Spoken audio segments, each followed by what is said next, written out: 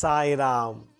ಆತ್ಮೀಯ ವೀಕ್ಷಕ ಬಾಂಧವರಿಗೆಲ್ಲ ಇವತ್ತಿನ ಜೀವನಾಮೃತ ಕಾರ್ಯಕ್ರಮಕ್ಕೆ ಸ್ವಾಗತ ಸುಸ್ವಾಗತ.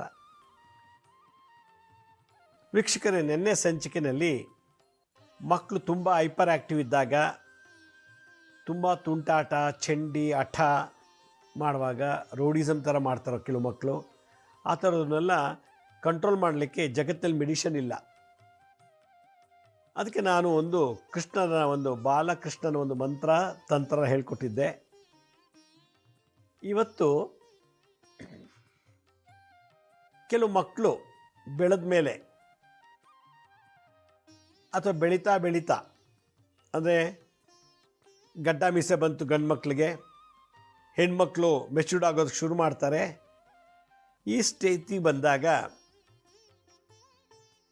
ಕೆಲವರಿಗೆ ಅಪಘಾತದಲ್ಲಿ ಸತ್ತೋಗ್ಬಿಡ್ತಾರೆ. ಇನ್ನೊಮ್ಮೆ ಕ್ಲಿಯರಾಗಿ ಹೇಳ್ತೀನಿ. 13 ವರ್ಷದ ಹುಡುಗ ರಸ್ತೆಯಲ್ಲಿ ಬರಬೇಕಾದ್ರೆ ಆಕ್ಸಿಡೆಂಟಾಗಿ ಸತ್ತೋಗ್ಬಿಟ್ಟ. ಹೆಂಗೆ ಸತ್ತ ಅಂದರೆ, ಹಿಂದೆ ಕೂತಿದ್ದ, ಅಪ್ಪ ಓಡಿಸ್ತಾ ಇದ್ರು, ಅಪ್ಪ ಬದುಕಿದ್ರು, ಮಗ ಸತ್ತೋಗ್ಬಿಟ್ಟ. ಯಾವುದೋ ಒಂದು ನಾಯಿ ಅಡ್ಡ ಬಂತು ಅಂತೇಳಿ ಅದನ್ನು ಕಂಟ್ರೋಲ್ ಮಾಡೋಕ್ಕೆ ಕೇಳಕ್ಕೆ ಹೋಗಿ ಬಿದ್ದುಬಿಟ್ಟಾಗ ಮಗನ ತಲೆ ಆ ಕಲ್ಲು ಇತ್ತೊಂದು, ಆ ಕಲ್ಲು ಮೇಲೆ ಬಡಿದು ಮಗ ಅಲ್ಲೇ ಸ್ಪಾಟ್ ಎತ್ತು, ಅಪ್ಪಂಗೇನೋ ಏಟಾಯಿತು. ಇನ್ನು ಚಿಕ್ಕ ಹುಡುಗ 13-14 ವರ್ಷದ ಹುಡುಗ ಬಾಲ್ಯಾವಸ್ಥೆದಲ್ಲೇ ಸತ್ತೋಗ್ಬಿಟ್ಟ ಆಕ್ಸಿಡೆಂಟಲ್ಲಾಗಿ. ಇನ್ನೊಂದು ಹುಡುಗಿ ಏನಾಯಿತು ಏನೋ ಗೊತ್ತಿಲ್ಲ, SLC ಓದ್ತಿದ್ದಾಳೆ. ಇದಕ್ಕಿದ್ದಾಗೆ ಅವಳು ಮನೆ ಬಿಟ್ಟು ಹೊಟ್ಟೋಗ್ತಾಳೆ. 2 ದಿನ ಸಿಕ್ಕಿಲ್ಲ, 3ನೇ ದಿನಕ್ಕೆ ಅವಳು ಶವವಾಗಿ ಕಾಣ್ತಾಳೆ, ಹೆಣವಾಗಿ ಕಾಣ್ತಾಳೆ. ಅವಳು ಯಾರೋ ಆ ಹುಡುಗಿನ ಮರ್ಡ್ರ್ ಮಾಡಿದ್ದಾರೆ. SLC ಓದೋ ಹುಡುಗಿನ, 10ನೇ ಕ್ಲಾಸ್ ಓದ್ತಿರೋ ಹುಡುಗಿನ. ಹೇಗೆ ಸತ್ಲು ಅಂತ ಗೊತ್ತಿಲ್ಲ. ಯಾರು ಅತ್ಯಾಚಾರ, ರೇಪ್ ಮಾಡಿ ಸಾಯಿಸಿದಾರಾ ಅಥವಾ ಅವಳೇ ಏನಾದ್ರು ಮಾಡ್ಕೊಂಡಿದ್ದಾಳ ಅಂಥೇಳಿ. ಕೊನೆಗೆ ಅದು ಗೊತ್ತಾಯಿತು, ಅದು ರೇಪ್ ಮಾಡಿಲ್ಲ, ಸತ್ತೋಗಿದ್ದಾಳೆ ಅಂಥೇಳಿ. ಅದೇನು ಹಾರ್ಟ್ ಅಟ್ಯಾಕ್ ಆಯಿತಾ? ಆ ಏಜಲ್ಲಿ ಹಾರ್ಟ್ ಅಟ್ಯಾಕ್ ಆಗಲ್ಲ. 10ನೇ ಕ್ಲಾಸ್ ಓದ್ತಿರೋ ಹುಡುಗಿ, ಇನ್ನೂ ಎಕ್ಸಾಮ್ ಬರೆದಿಲ್ಲ, ಇನ್ನೇನು ಬರೀಬೇಕಾ, 2 ತಿಂಗಳಲ್ಲಿ ಎಕ್ಸಾಮ್ ಬರೀಬೇಕು. ಅಷ್ಟರೊಳಗೆ ಅವಳಿಗೆ ದುರ್ಮರಣ. ಕೆಲವು ಮಕ್ಕಳು, ಈಗ ಮೊನ್ನೆ ಅಲಹಾಬಾದ್ನಲ್ಲಿ ಇವಾಗ ನಾವೇನು ಮಹಾಕುಂಭಮೇಳ ನಡೀತಾ ಇದೆಯೋ, ಪ್ರಯಾಗ್ರಾಜ್ ಅಂತ ಕರೀತಾರೆ. ಹಳೆಯ ಹೆಸರು ಪ್ರಯಾಗ್ರಾಜ್, ಈಗ ನಾವು ಮಾಡರ್ನ್ ನೇಮ್ ಅದಕ್ಕೆ ಅಲಹಾಬಾದ್ ಅಂತಾರೆ. ಅಲ್ಲಿ ಕಾಲು ತುಳಿದಕ್ಕೆ ಹಲವಾರು ಮಕ್ಕಳು ಸತ್ತೋಗಿದ್ದಾರೆ. ದೊಡ್ಡವರಲ್ಲ, ಮಕ್ಕಳು. ಆ ಗುಂಪಲ್ಲಿ ಸುಮಾರು 10 ಕೋಟಿ ಜನ ಇದ್ರಂತೆ. ನಾನು ಮೊನ್ನೆ TV ನೋಡ್ತಾ ಇದ್ದೆ, 4-5 ಜನ ಮಕ್ಕಳು ಸತ್ತೋಗಿದ್ದಾರೆ. ಅದರೊಂದು ಹುಡುಗಿ ನಮ್ಮ ಕರ್ನಾಟಕದ್ದು, ಇನ್ನು ಹುಡುಕಿಯವರೆಲ್ಲ ಬೇರೆ ಬೇರೆ ಜಿಲ್ಲೆಯವರು, ಬೇರೆ ಬೇರೆ ಸ್ಟೇಟ್ನವರು.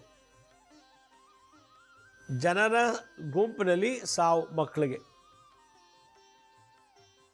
ಇನ್ನೊಬ್ಬರು ಒಂದೊಂದು 13-14 ವರ್ಷದ ಹುಡುಗ ಟ್ರೈನಲ್ಲಿ ಹೋಗ್ತಿದ್ದಾನೆ, ಟ್ರೈನ್ ಬಿಸಿ ಸತ್ತೋಗ್ಬಿಟ್ಟಿದ್ದಾನೆ. ಯಾರ ತಳ್ಳಿ ಸಾಯಿಸಿದ್ರ ಏನೊಂದು ಗೊತ್ತಿಲ್ಲ, ಅಥವಾ ಅವನೇ ಡೋರ್ ಹತ್ರ ನಿಂತಿದ್ದಂತೆ ಅವನೇ ಬೇಕು ಜಂಪ್ ಮಾಡಿ ಸತ್ತೋದ್ನೋ, ಅಥವಾ ಟ್ರೈನು ಇಲ್ದಾಗ ಯಾರಾದ್ರು ತಳ್ಳಿಬಿಟ್ರು ನೋಡಿದ್ರೆ, ಆಮೇಲೆ ಯಾರೊಬ್ರು ಸಡನ್ನಾಗಿ ಚೈನ್ ಎಳೆದು ಟ್ರೈನ್ ನಿಲ್ಲಿಸಿ ನೋಡಿದಾಗ ಅಷ್ಟೊಂದು ಸತ್ತೋಗ್ಬಿಟ್ಟಿದ್ದ ಹುಡುಗ.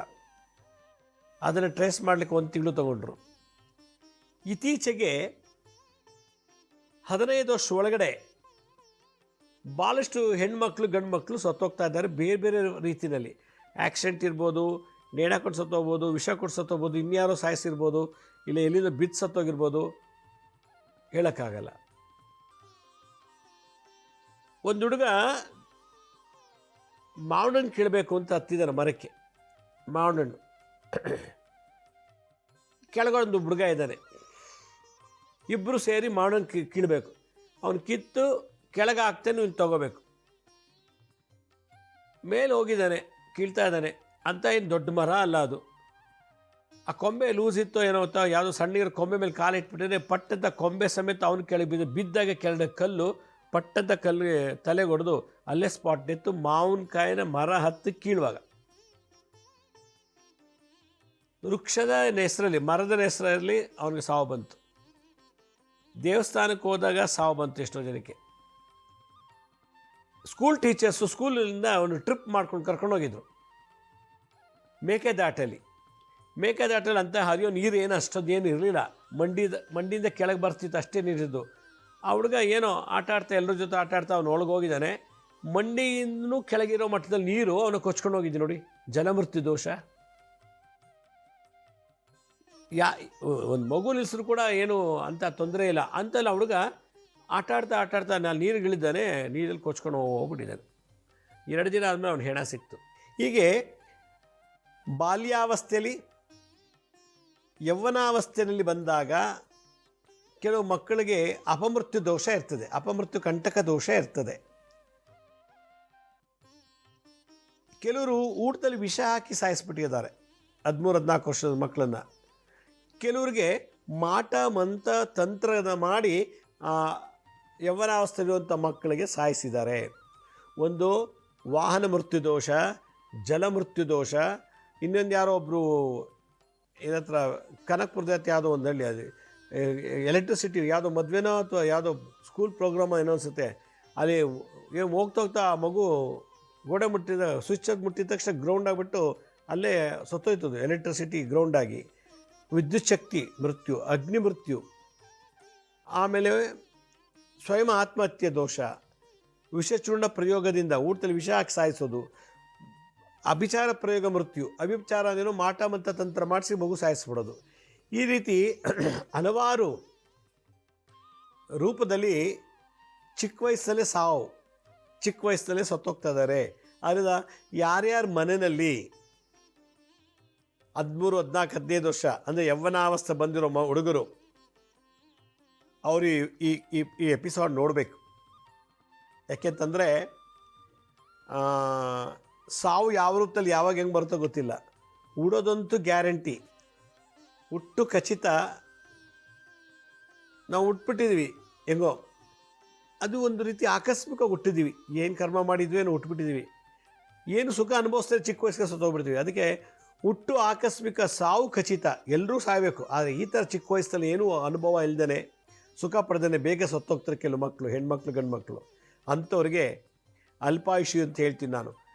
ಬಾಲ್ಯಾವಸ್ಥೆಯಲ್ಲಿ 7ನೇ ವರ್ಷ ಸತ್ತೋಗ್ತವೆ ನೋಡಿ. ಒಂದು ಮಗು ಆಟ ಆಡ್ತಾ ಸಂಪಿಗೆ ಹೋಗ್ಬಿಟ್ಟು ಸತ್ತೋಗ್ಬಿಡ್ತು. ಒಂದು ಸಂಪಲ್ಲಿ ಹೋಗಿ 2 ದಿನ ಆದಮೇಲೆ ಗೊತ್ತಾಯಿತು ಸಂಪಲ್ಲಿ ಮಗು ಬಿದ್ದಿದ್ದು. ಅಲ್ಲಿ ಗೊತ್ತೇ ಇಲ್ಲ. ಪೊಲೀಸ್ ಸ್ಟೇಷನ್ ಕೊಟ್ಟರು, ಮಗು ಎಲ್ಲೋ ಹೊಟ್ಟೋಗಿದೆ ಅಂತೇಳಿ. ಒಬ್ಬ ಗದ್ದೆಗೆ ನೀರು ಹಾಯಿಸ್ತೀನಿ ಅಂದ್ಬಿಟ್ಟು ನೈಟ್ ಹೋದೋನೊಂದು ಹುಡುಗ ಹೋಗಿದ್ದಾನೆ, ನೀರು ಹಾಯಿಸ್ಬಿಟ್ಟು ಬರ್ತಿದ್ದಾನೆ. ಅದ್ಯಾವುದೋ ದೇವಸ್ಥಾನ ಮುಂದೆ, ಊರು ಹೊರಗೆ ಒಂದು ದೇವಸ್ಥಾನ ಇದೆ, ಅಲ್ಲಿ ಬರೋಷ್ಟರೊಳಗೆ ಅವನು ಅಲ್ಲೇ ಸತ್ತೋಗಿದ್ದಾನೆ. ಹೆಂಗೆ ಸತ್ತ? ಅವನು ನೀರು ಹಾಯಿಸಿ ಬರುವಾಗ ಅಥವಾ ಹಾಯಿಸುವಾಗಲೂ ಒಂದು ಹಾವು ಕಚ್ಚಿಬಿಟ್ಟಿದೆ. ಅವನು ನೋಡ್ಕೊಂಡೇ ಇಲ್ಲ. ನಡ್ಕೊಂಬಂದ. ಅಲ್ಲಿಂದ ಬರೋಷ್ಟರೊಳಗೆ ಅವನು 13-14 ವರ್ಷ ಹುಡುಗ ಬರೋಷ್ಟರೊಳಗೆ ಆ ವಿಷ ಏರ್ಬಿಟ್ಟು ದೇವಸ್ಥಾನ ಮುಂದೆ ಸತ್ತೋಗ್ಬಿಟ್ಟ. ಆಮೇಲೆ ಗೊತ್ತಾಯಿತು ಹಾವು ಕಚ್ಚಿ ಸತ್ತೋಗಿದ್ದಾನೆ ಅಂತ. ಡಾಕ್ಟ್ರು ಪೋಸ್ಟ್ಮಾರ್ಟಮ್ ರಿಪೋರ್ಟ್ ಹಿಡಿದ್ರು ಪಾಯ್ಸನ್ ಇದೆ, ಹಾವು ಕಚ್ಚಿ ಸತ್ತೋಗಿದ್ದಾನೆ ಅಂತೇಳಿ. ಇನ್ನೊಂದು ಯಾವುದೋ ಒಂದು ತಂದೆ ಇನ್ನು ಪಕ್ಕದ ಮನೆಯವ್ರ ಮೇಲೆ ಗಲಾಟೆ ಮಾಡಿದ್ದಾರೆ. ಪಕ್ಕದವ್ರ ಮೇಲೆ ವೈರತ್ವ ಜಾಸ್ತಿ ಆಗಿದೆ. ಈ ಮನೆಯವರು ಈ ಮನೆಯವ್ರು ಕಂಡ್ರಾಗಲ್ಲ, ಈ ಮನೆಯವ್ರು ಈ ಮನೆ ಕಂಡ್ರಾಗಲ್ಲ. ಏನು ವಿಪರೀತ ಜಗಳ, ಆಗಾಗ ಗಲಾಟೆ. ಪೊಲೀಸ್ ಸ್ಟೇಷನ್ಗೆಲ್ಲ ಹೋಗಿ ಬಂದಿದ್ದಾರೆ. ಅವ್ರ ಮನೆಯಲ್ಲಿ ಒಂದು ಗಂಡು ಮಗು ಇದೆ. ಆ ಗಂಡು ಮಗುನ ಬೆಂಕಿ ಹಾಕಿ ಸಾಯಿಸ್ಬಿಡ್ತಾರೆ ನೋಡಿ. ಬೆಂಕಿ ಹಾಕಿ ಸುಟ್ಬಿಡ್ತಾರೆ ಜೀವಂತವಾಗಿರೋ ಮಗುನ. ಆ ಥರ ದ್ವೇಷದಲ್ಲಿ ಇರ್ತದೆ. ಹೀಗೆ ಮಕ್ಕಳಲ್ಲೇ ಹಲವಾರು ರೀತಿ ಮರಣಕಂಟಕ ದೋಷ ಇರ್ತದೆ. ದೊಡ್ಡವ್ರಿಗಿರಲಿ, ಆಮೇಲೆ ನೋಡೋಣ. ಇದ್ಯಾವುದು ಇನ್ನೊಂದು ಮೊನ್ನೆ ನನ್ನ ಹತ್ರ ಪಾಪ ಅವ್ರ ತಂದೆ ತಾಯಿ ಬಂದಿದ್ರು. 2 ವೀಲರ್ ವೀಲಿಂಗ್ ಮಾಡ್ತಾರಂತೆ. ಅವನು 13-14 ವರ್ಷದ ಹುಡುಗ, ಇಬ್ಬರು ಅದೇ ಏಜ್ನವರೇ, ಓದ್ತಿರೋರು. ಅವನು ಹೈವೇನಲ್ಲಿ ವೀಲಿಂಗ್ ಮಾಡ್ಕೊಂಬರ್ತಿರ್ಬೇಕಾದ್ರೆ ಹಿಂದೆ ಕೂತ್ಕೊಂಡಿದ್ದ. ಅವನು ಏನಾಯ್ತೇನೋ, ಅವನು ಬಿದ್ದ, ಓಡಿಸೋನು ಬಿದ್ದ. ಪಟ್ಟಂತ ಹೋಗಿ ಗೋಡೆಗೆ ಕಾಂಪೌಂಡ್ ಥರ ಕಟ್ಟಿ ರಸ್ತೆಗೆ ಹೈವೇನಲ್ಲಿ ಆ ಪಟ್ಟಂತ ಹೋಗಿ ಆ ತಲೆಗೆ ಹೊಡೆದ್ಬಿಟ್ಟಾಗ ಅವನು ಅಲ್ಲೇ ಸ್ಪಾಟ್ ಹತ್ತು ಹಿಂದೆ ಕೂತಿದ್ದವನು. 13-14 ವರ್ಷ ಹುಡುಗ ಆ ವೀಲಿಂಗ್ ಮಾಡ್ತೀನಿ ಅಂತೇಳಿ ಹೋಗಿ ಒಂದೇ ವೀಲಲ್ಲಿ ಓಡಿಸೋದು. ಅದೇನಾಯ್ತೇನೋ ಅವ್ರು ಮರಣಕಂಟಕ್ಕೆ ಹೆಂಗೆ ಕಳೀತದೆ ನೋಡಿ. ಪಟ್ಟಂತ ಅದು ಏನು ಟಚ್ ಆಯ್ತಾನೋ, ಇಬ್ಬರು ಬಿದ್ದರು. ಓಡಿಸೋದು ಬದುಕಂಡ, ಹಿಂದೆ ಕೂತು ಸತ್ತೋದ. ಹಿಂದೆ ಕೂತಿರೋನಿಗೆ ಒಬ್ಬನೇ ಮಗ ಅವ್ರ ಅಪ್ಪ ಅಮ್ಮನಿಗೆ. ವೀಲಿಂಗ್ ಇದನ್ನು ಯಾರೋ ಒಬ್ಬರು ಹಿಂದೆ ಕಾರಲ್ಲೋ ಅದೆಲ್ಲ ಬರ್ಬೇಕಾದ್ರೆ ಒಂದು ವೀಡಿಯೋ ಮಾಡಿದ್ದಾರೆ. ಇವರು ವೀಲಿಂಗ್ ಮಾಡೋದು ನೋಡಿಬಿಟ್ಟು ಆಕ್ಸಿಡೆಂಟ್ ಆಗೋದು ಕೂಡ ಅದು ರೆಕಾರ್ಡ್ ಆಗಿದೆ ವೀಡಿಯೋದಲ್ಲಿ. ಅದು ಒಂದು ಫೇಸ್ಬುಕ್ಕಲ್ಲೋ ಇನ್ಸ್ಟಾಗ್ರಾಮಲ್ಲೋ ಹಾಕಿದರು. ಈ ಥರ ಹಲವಾರು ರೀತಿ ತೊಂದರೆಗಳು ಬರ್ತದೆ. ಯಾಕೆ ಈ ಥರ ಚಿಕ್ಕ ವಯಸ್ಸಲ್ಲಿ ಸತ್ತೋಗ್ತಾರೆ? ಇನ್ನು ಕಂಪ್ಲೀಟ್ ಓದಿಲ್ಲ, ಕೆಲಸ ಸಿಕ್ಕಿಲ್ಲ, ಕೆಲಸ ಸಿಕ್ಕಿದ ಮೇಲೆ ದುಡಿಬೇಕು, ದುಡ್ದಾದ್ಮೇಲೆ ಮದುವೆ ಆಗಬೇಕು, ಮದುವೆ ಆದಮೇಲೆ ಮಕ್ಕಳಾಗಬೇಕು, ಮಕ್ಳಿಗೆ ಆಸ್ತಿ ಮಾಡಬೇಕು, ಆಸ್ತಿ ಎಲ್ಲ ಮಾಡಿದ್ಮೇಲೆ ರಿಟೈರ್ಡ್ ಆಗಬೇಕು, ರಿಟೈರ್ಡ್ ಆದಮೇಲೆ ಒಂದಿನ ಸತ್ತೋಗಬೇಕು.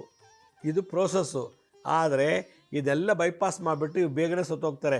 ಇನ್ನೂ ಓದು ಮುಗ್ದಿಲ್ಲ, ಏನೂ ಆಗಿಲ್ಲ, ಆಲೇ ಚಿಕ್ಕ ವಯಸ್ಸಿಗೆ ಸತ್ತೋಗ್ಬಿಡ್ತಾರೆ. ಸೊ ಆಯುಷ್ ಕಂಟಕ ದೋಷದಿಂದ ಸಾಯ್ತಾರೆ. ಈ ಥರ ಜಾತಕ 100 ಜನ ಒಂದು ಹುಡುಗರಿದ್ದರೆ 100 ಜನ ಹುಡುಗರಲ್ಲಿ ಅವ್ರಿಗೆ 20% ಈ ದೋಷ ಇರ್ತದೆ. 20%, 100ಕ್ಕೆ 20 ಜನಕ್ಕೆ ಚಿಕ್ಕ ವಯಸ್ಸಲ್ಲೇ ಸಾವು. ಒಂದು 100 ಜನ ಹೆಣ್ಮಕ್ಳು ನಿಲ್ಲಿಸಿದ್ರೆ ಆ 100 ಜನದಲ್ಲಿ ಒಂದು 20 ಹೆಣ್ಮಕ್ಳಿಗೆ ಈ ಥರ ದೋಷ ಇರ್ತದೆ. ನೀನು 80 ಹೆಣ್ಮಕ್ಳಿಗೆ ಅಥವಾ ಗಂಡು ಮಕ್ಕಳಿಗೆ ಹೋಗ್ತಾ ಬೆಳೆದು ಕೆಲಸ ಸೇರಿ ಮದುವೆಯಾಗಿ ಮಕ್ಕಳು ಆಮೇಲೆ ಸಾಯ್ತಾರೆ. ಕೆಲವರು ಯೌವನಾವಸ್ಥೆಯಲ್ಲೇ ಸಾಯೋದುಂಟು. ಬಾಲ್ಯಾವಸ್ಥೆ ಸಾವು ಬಿಡಿ, ಬಾಲ್ಯದಲ್ಲೇ ಮಕ್ಕಳು ಸತ್ತೋಗ್ತಾರೆ. 7 ವರ್ಷ ತುಂಬಕ್ಕೆ ಮುಂಚೆ ಸತ್ತೋಗ್ತಾರೆ. ಕೆಲವು 12 ವರ್ಷ ಒಳಗಡೆ ಸತ್ತೋಗ್ತಾರೆ. 7 ಆಯಿತು 12 ಒಳಗೆ ಸತ್ತೋಗ್ತಾರೆ. ಕೆಲವು 12 ದಾಟಿ 15 ವಯಸ್ಸಿಗೆ ಬರೋಷ್ಟರೊಳಗೆ ಸತ್ತೋಗ್ಬಿಡ್ತಾರೆ. ಈ ಥರ ತರಲೆ ಮಾಡಿಕೊಂಡು ಈ ಥರ ಒಂದು ಮರಣಕಂಟಕ ದೋಷ ಇತ್ತೀಚೆಗೆ ಭಾಳಷ್ಟು ಬರ್ತಿದೆ. ಇದಕ್ಕೆಲ್ಲ ಕಾರಣ ಏನಪ್ಪ ಅಂತ, ಯಾಕಿಂತ ಮಕ್ಕಳು ನಮ್ಮ ತಂದೆ ತಾಯಿ ಮುಂದೆನೇ ಮಕ್ಕಳು ಸತ್ತೋಗ್ತಾರೆ, ಅದು ದುರ್ಮರಣ. ಯಾಕಿಂತ ಮಕ್ಕಳನ್ನ ಕೊಡ್ತಾ ತಂದೆ ತಾಯಿಗಳಿಗೆ, ಅದು ಒಂದು ಪ್ರಶ್ನೆ.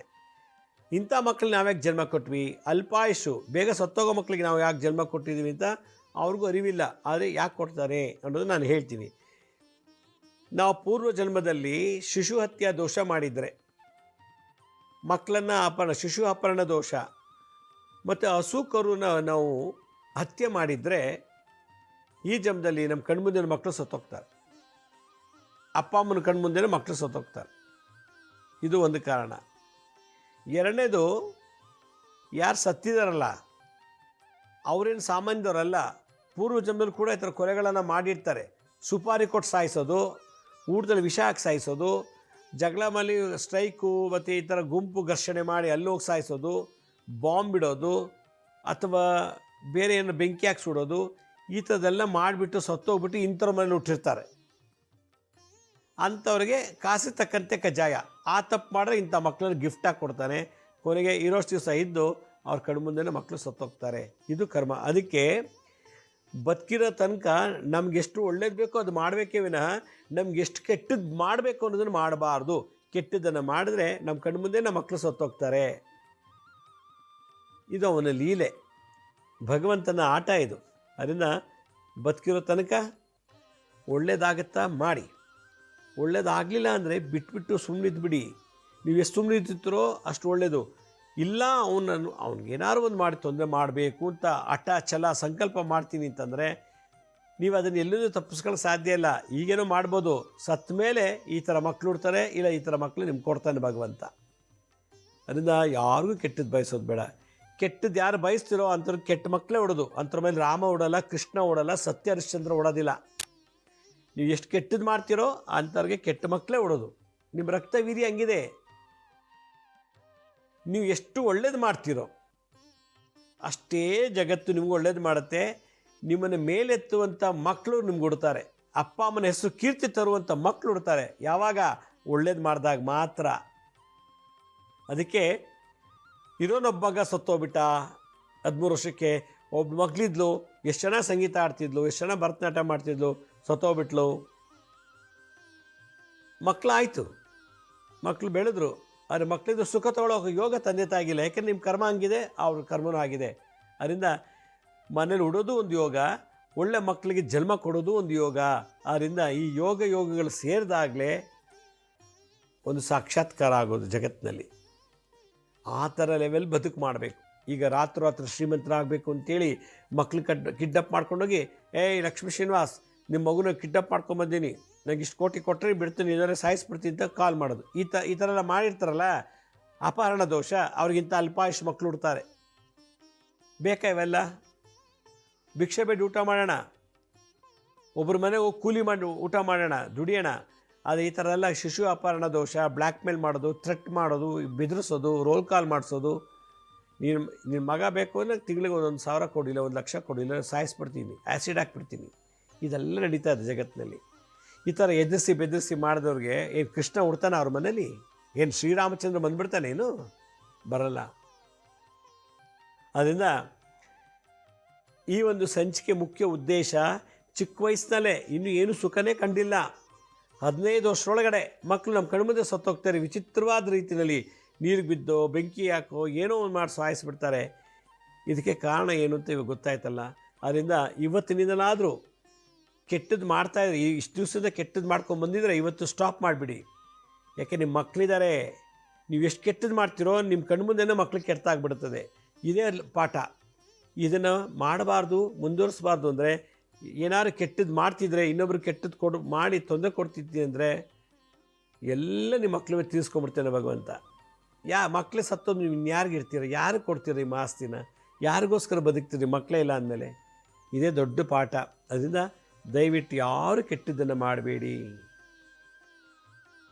ಕೆಟ್ಟದ್ದು ಮಾಡ್ತಿರೋ ನಿಮ್ಗೆ ಯಾರೂ ಪದ್ಮಭೂಷಣ ಕೊಡಲ್ಲ, ಭಾರತ ರತ್ನ ಕೊಡಲ್ಲ, ಕೊಡೋದೇ ಪನಿಷ್ಮೆಂಟ್ ಭಗವಂತ. ಆದರೆ ಕೆಟ್ಟವ್ರ ಪಾಲಿಗೆ ಯಮ ಜೊತೆಲಿದ್ದರೆ ಒಳ್ಳೆಯವ್ರ ಪಾಲಿಗೆ ಈಶ್ವರ ಜೊತೆಲಿರ್ತಾನಂತೆ, ಈಶ್ವರ. ಅದರಿಂದ ಅಲ್ಪಾಯುಷ್ಯ ಮಕ್ಕಳನ್ನ ಪಡೆಯೋದು ದೊಡ್ಡದಲ್ಲ. ಅಕಸ್ಮಾತ್ ಪಡೆದ್ರೂ ಕೂಡ ಅವ್ರಿಗೆ ಒಳ್ಳೆ ಸಾವು ಬರಬೇಕು ಅಂತ ಪ್ರಾರ್ಥನೆ ಮಾಡಬೇಕು ನಾವು. ಆ ಒಂದು ವ್ಯಕ್ತಿತ್ವ ಬರಬೇಕು ನಮ್ಮಲ್ಲಿ, ಆ ಒಂದು ಪರ್ಸನಾಲಿಟಿ ಬರಬೇಕು.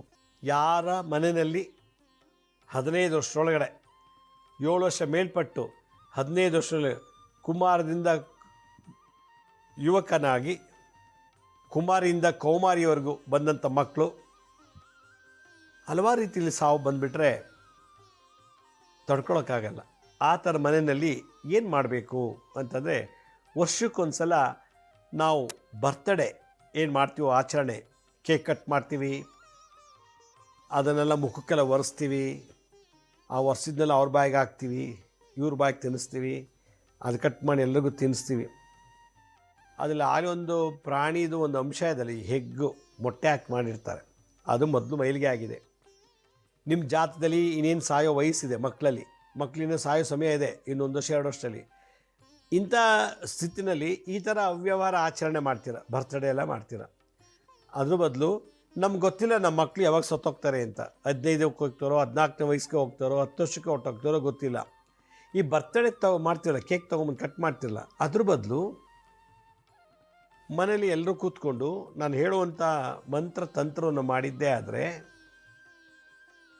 ಎಷ್ಟು ಬೆನಿಫಿಟ್ ಆಗುತ್ತೆ ನೀವೇ ಕಣ್ಮುಚ್ಕೊಂಡು ಯೋಚನೆ ಮಾಡಿ. ಇನ್ನೊಂದು ವಾರದಲ್ಲಿ ಕೇಕ್ ಸತ್ತೋಗ್ತಾನೆ ಮಗ, ಅವ್ನಿಗೆ ಇವತ್ತು ಬರ್ತ್ಡೇ ಮಾಡ್ತಿದ್ರು ಗೊತ್ತಿಲ್ಲ ಮಗನಿಗೆ, ಮುಂದೆ ಇನ್ನೊಂದು ವಾರದಲ್ಲಿ ವೀಲ್ ಮಾಡೋಕ್ಕೆ ಹೋಗಿ ಹಿಂದೆ ಸತ್ತೋಗ್ಬಿಡ್ತಾನೆ ಅಂತ. ಆದರೆ ಅವನಿಗೆ ಬರ್ತ್ಡೇ ಗ್ರ್ಯಾಂಡಾಗಿ ಮಾಡ್ತಾರೆ. ಒಂದು ವಾರ ಆದಮೇಲೆ ಸತ್ತೋಗ್ತಾನೆ. ಹೋದ ವಾರ ಬರ್ತ್ಡೇ ಮಾಡಿದ್ವಿ, ವಾರ ಸತ್ತೋದ ಅಂತಾರೆ.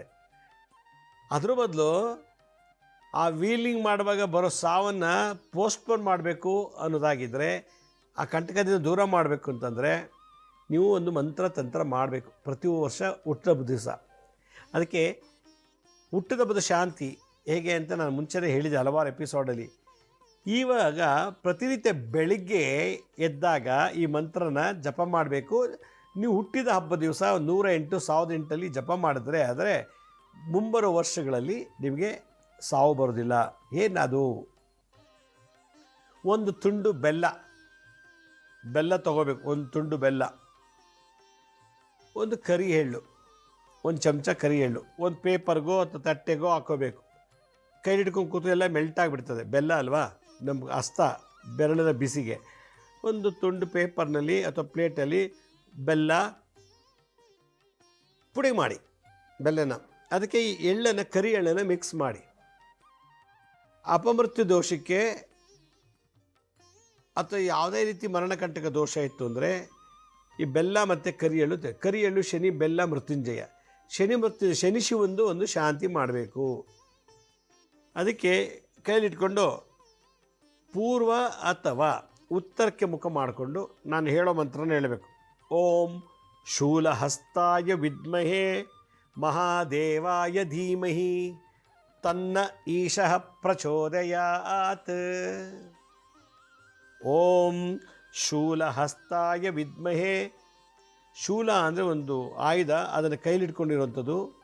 ಅಂಥ ಮಹಾದೇವ ನನ್ನ ಜಾತಕದಲ್ಲಿ ಯೌವನಾವಸ್ಥೆಯಲ್ಲಿದ್ದಾಗಲೇ ಯುವಕ ಯುವತಿಯರಾಗಿದ್ದಾಗಲೇ ನನಗೆ ಮರಣ ಬರೋದಿದ್ದರೆ ಅದರಿಂದ ಉಚ್ಚಾಟನೆ ಮಾಡು ತೆಗೆದುಹಾಕು.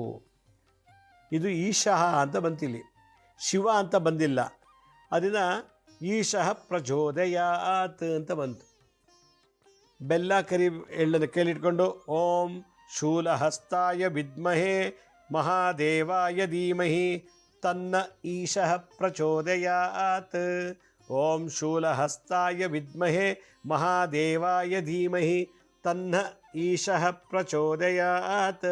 ತನ್ನೋ ಈಶಃ ಅಂತಲೂ ಹೇಳ್ಬೋದು, ತನ್ನ ಈಶ ಪ್ರಚೋದಯಾತ್ ಅಂತ ಹೇಳ್ಬೋದು. ಅಪ್ಪ ಈಶಾ, ಯೌವನಾವಸ್ಥೆಯಲ್ಲಿ ಮರಣಕಂಟಕ ದೋಷ ಬಂದರೆ ಈಶನನ್ನು ಪೂಜೆ ಮಾಡಬೇಕು, ಈಶ್ವರ ಅಂತಾರೆ. ರುದ್ರ ಬೇರೆ, ಶಿವ ಬೇರೆ, ಮಹಾದೇವ ಬೇರೆ, ಈಶ್ವರ ಬೇರೆ. ಇಲ್ಲಿ ಈಶ್ವರನ ಯಾವಾಗ ಪೂಜೆ ಮಾಡಬೇಕು ಅಂತಂದರೆ 15ನೇ ವಯಸ್ಸೊಳಗಡೆ ಅಲ್ಲಿ ಬಿದ್ದ ಮೇಲೆ 7 ವರ್ಷ ಆದ ನಂತರ 15 ವರ್ಷದೊಳಗೆ ಏನಾರು ಮರಣಕಂಟಕ ದೋಷಗಳು ನಮ್ಮಲ್ಲಿತ್ತು ಅಂದರೆ ಈಶ್ವರನ ಪೂಜೆ ಮಾಡಬೇಕು. ಅದೇ ಈಶಃ ಪ್ರಚೋದಯಾತ್. ಓಂ ಶೂಲಹಸ್ತಾಯ ವಿದ್ಮಹೇ ಮಹಾದೇವಾಯ ಧೀಮಹಿ ತನ್ನ ಈಶಃ ಪ್ರಚೋದಯಾತ್.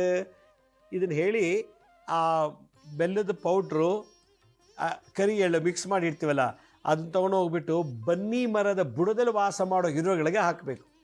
ಬನ್ನಿ ಮರದಲ್ಲಿ ಶನಿ ವಾಸ ಮಾಡ್ತಾರೆ. ಯಾಕೆ? ಶನಿ ಆಯುಷ್ಕಾರಕ, ಮೃತ್ಯುಂಜಯ, ಮಹಾದೇವ, ಈಶಾ, ಅವನು ಅಲ್ಪಾಯುಷನ್ನು ತೆಗೆದುಹಾಕುವಂಥ ಶಕ್ತಿ ಅವನಿಗಿದೆ. ಅದರಿಂದ ಶಿವ ಮತ್ತು ಈಶಾ, ಶಿವ ಮತ್ತು ಶನಿ ಇವರಿಬ್ಬರ ಕಾಂಬಿನೇಷನಲ್ಲಿ ಒಂದು ತಂತ್ರ ಪ್ರಯೋಗ. ಶನಿ ಮತ್ತು ರಾಹುಗೆ ಶಾಂತಿ ಮಾಡುವಂಥದ್ದು. ಈ ಥರ ಮಾಡಿ ಹುಣ್ಣಿಮೆ ಅಮಾವಾಸ್ಯೆಯಲ್ಲಿ ಮಾಡ್ತಾ ಬಂದರೆ, ಪ್ರತಿ ದಿವಸ ಹುಣ್ಣಿಮೆ ಅಮಾವಾಸ್ಯೆಯಲ್ಲಿ ಮಾಡಿ, ಹುಟ್ಟುಹಬ್ಬ ದಿವಸನೂ ಮಾಡಿ, ಬೆಳಗ್ಗೆ ಹೊತ್ತು ಸುಮ್ಮನೆ ಕೂತ್ಕೊಂಡು ಹಾಸಿಗೆ ಮೇಲೆ ಎದ್ದ ತಕ್ಷಣ ಈ ಮಂತ್ರ ಹೇಳ್ಬಿಟ್ಟು ಆಮೇಲೆ ನಡೆದಾಡಿ ಎದ್ದು ಓಡಾಡಿ ಹಾಸಿಗೆಯಿಂದ ಆ ಲೆವೆಲ್ಗಿತ್ತು ಅಂತಂದರೆ ಎಲ್ಲ ಥರ ಮರಣಕಂಟಕ ದೋಷನ ಮುಂದೂಡ್ಬೋದು. ಕ್ಯಾನ್ಸರ್ ಮಾಡೋಕ್ಕಾಗಲ್ಲ, ಮುಂದೆ ಜನ್ಮಕ್ಕೆ ಹೋಗುತ್ತೆ. ಇದೇ ಅವನ ಲೀಲೆ. ವೀಕ್ಷಕರೇ, ಚಿಕ್ಕ ವಯಸ್ಸಿನಲ್ಲೇ ಅಪಮೃತ್ಯು ದೋಷ ಇತ್ತು ಅನ್ನೋರಿಗೆ ಈಶ ಗಾಯತ್ರಿ ಮಂತ್ರವನ್ನು ಹೇಳಬೇಕು ಅಂತ ಹೇಳ್ಕೊಟ್ಟಿದ್ದೀನಿ. ಪ್ರತಿಯೊಬ್ಬರು ಪ್ರಾಕ್ಟೀಸ್ ಮಾಡಿ ಅಂತ ಹೇಳ್ತಾ, ನಮ್ಮ ಹಳೆ ಸಂಚಿಕೆನ ಯಾರು ನೋಡೋಕ್ಕಾಗಿಲ್ವೋ ನಮ್ಮ ಶಿರಡಿ ಸಾಯಿ ಭಿಕ್ಷಾ ಕೇಂದ್ರ ಮತ್ತು ಹೆಲ್ತ್ ಸೈನ್ಸ್ ಅಂತ 2 ಯೂಟ್ಯೂಬ್ ಚಾನಲ್ ಇದೆ. ಇದ್ರ ಜೊತೆಗೆ SSB ಜ್ಞಾನೋದಯ ಅಂತ ಒಂದು ಮ್ಯೂಸಿಕ್ ಚಾನಲ್ ಇದೆ. 3ಕ್ಕೆ ಸಬ್ಸ್ಕ್ರೈಬ್ ಮಾಡ್ಕೊಳ್ಳಿ. ಪಕ್ಕದ ಬೆಲ್ ಬಟನ್ ಪ್ರೆಸ್ ಮಾಡಿ. ನೋಡಾದಮೇಲೆ ಆ ಲೈಕ್ ಅಂತ ಒಂದು ಬಟನ್ ಇದೆ. ಆ ಲೈಕ್ ಅನ್ನೋ ಬಟನ್ ಪ್ರೆಸ್ ಮಾಡಿದ್ರೆ ನೀವು ನೋಡೋದಕ್ಕೂ ಸಾರ್ಥಕ, ನಾನು ಎಪಿಸೋಡ್ ಮಾಡಿದ್ದಕ್ಕೂ ಸಾರ್ಥಕ, ಮತ್ತು ನೀವು ಕೊಡೋ ಒಂದು ಗೌರವ ನನಗೆ. ಆದ್ದರಿಂದ ಲೈಕ್ ಅನ್ನೋ ಬಟನ್ ಪ್ರೆಸ್ ಮಾಡಿ. ಆಮೇಲೆ ಆ ನೋಡಿದಂಥ ಎಪಿಸೋಡ್ ಲಿಂಕನ್ನು ನಿಮ್ಮ ಬಂಧು ಮಿತ್ರರಿಗೆ ವಾಟ್ಸಪ್ ಮುಖಾಂತರ, ಇಮೇಲ್ ಮುಖಾಂತರ ಶೇರ್ ಮಾಡಿ. ಗುರುಜಿ ಲಕ್ಷ್ಮೀ ಶ್ರೀನಿವಾಸ್ ಅಂತೇಳಿ ಫೇಸ್ಬುಕ್ಕು, ಇನ್ಸ್ಟಾಗ್ರಾಮು, ಟ್ವಿಟ್ಟರು, ಲಿಂಕ್ಡ್ಇನ್ ಕೂಡ ಅಪ್ಲೋಡ್ ಮಾಡ್ತಿರ್ತೀವಿ ಟೈಮ್ ಟು ಟೈಮ್. ಅಲ್ಲೂ ಕೂಡ ನೀವು ಇದನ್ನು ಉಪಯೋಗ ಪಡ್ಕೋಬೋದು. ಅಪಾಯಿಂಟ್ಮೆಂಟ್ಸ್ ಬೇಕಿದ್ದವ್ರಿಗೆ www.lakshmisrinivas.in ಅಂತ ನೀವೇ ಲಾಗಿನ್ ಆಗಿ ಯಾವ ಡೇಟಿಗೆ ಯಾವ ಟೈಮಿಗೆ ನೀವೇ ಬುಕ್ ಮಾಡ್ಕೋಬೋದು ಅಪಾಯಿಂಟ್ಮೆಂಟ್ಸ್ ಅಂತ ಹೇಳ್ತಾ ಇವತ್ತಿನ ಸಂಚಿಕೆಯನ್ನು ಮುಗಿಸ್ತೀನಿ. ಇದೇ ರೀತಿ ನಾಳಿನ ಸಂಚಿಕೆಯಲ್ಲಿ ಮತ್ತೊಂದು ವಿಶೇಷವಾದಂಥ ಮಾಹಿತಿಯೊಂದಿಗೆ ತಮ್ಮನ್ನು ಭೇಟಿ ಮಾಡ್ತೀನಿ. ಅಲ್ಲಿವರೆಗೂ ನನ್ನ ನಮಸ್ಕಾರ. ಸಾಯಿರಾಮ್.